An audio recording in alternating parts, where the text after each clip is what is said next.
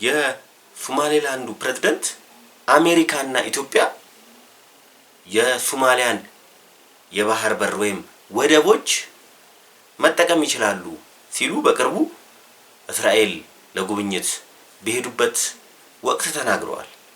ይሄ ለኢትዮጵያ መልካም ዜና ነው። እንደሚታወቀው ኢትዮጵያ በማንኛውም መንገድ የባህር በር ለማግኘት ጥረቷን ቀጥላለች። በተገኘው አጋጣሚ ዓለም አቀፍ መድረኮቹን ማንኛውም ቦታ ላይ ይሄንን አጀንዳ ስታንጸባረቅ ነው የምትታየው እና አንድ አቅጣጫ የአሰብን ብቻ ሳይሆን በሶማሌላንድም በኩል ይሄንን መልካም ዜና እየሰማን ነው ማለት ነው። ፕሬዝዳንቱ እስራኤል አገር ኤምባሲ በኢየሩሳሌም ከከፈቱ በኋላ ነው ይሄንን ንግግር የተናገሩት ማለት ነው። እንደሚታወቀው ከዚህ በፊት የሶማሌላንድን ወደብ ለመጠቀም ኢትዮጵያ ወይም የባህር በር ለመጠቀም ኢትዮጵያ ከሶማሌላንድ ጋር ተስማምታ ነበረ። ይህ ስምምነት እንግዲህ በተለያዩ የኢትዮጵያን የባህር በር ማግኘት በማይፈልጉ ሀገሮችና በዋናዋ ሶማሌ በተለይ በግብጽ በኩል ከፍተኛ ርብርብ አድርገውብን ይሄ ለተወሰነ ጊዜ ይሄ ስምምነት እንዲዘገይ ተደርጎ ነበር። አሁን ግን የምንሰማው ዜና ፕሬዝዳንቱ ለኛ እና ለአሜሪካ ይሄንን የባህር በር ክፍት እንዳደረጉልን ነው እንግዲህ እየተሰማ ያለው ዜና። ይሄ በጣም መልካም ዜና ነው።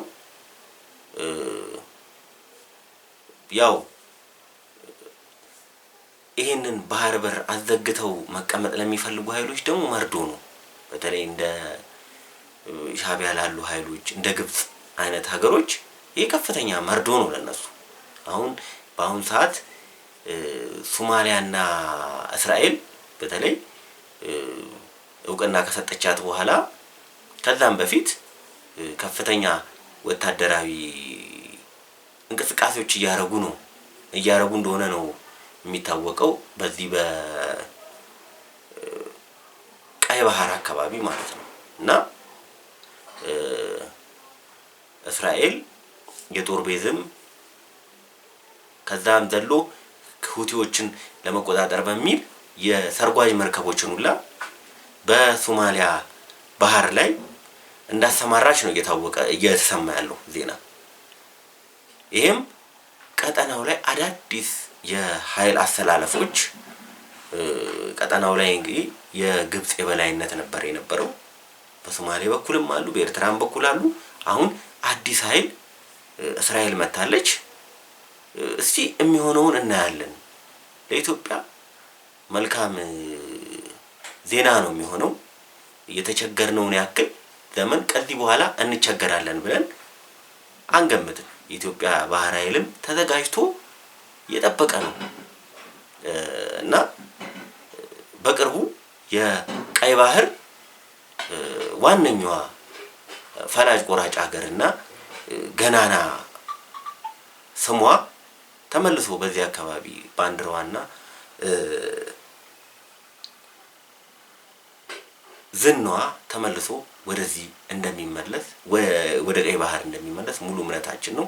ለዛሬ ይዤላችሁ የቀረብኩት ይሄ መልካም ዜና ነው። ሰላም ቆዩልኝ። እስራኤል ተስፋዬ ነው።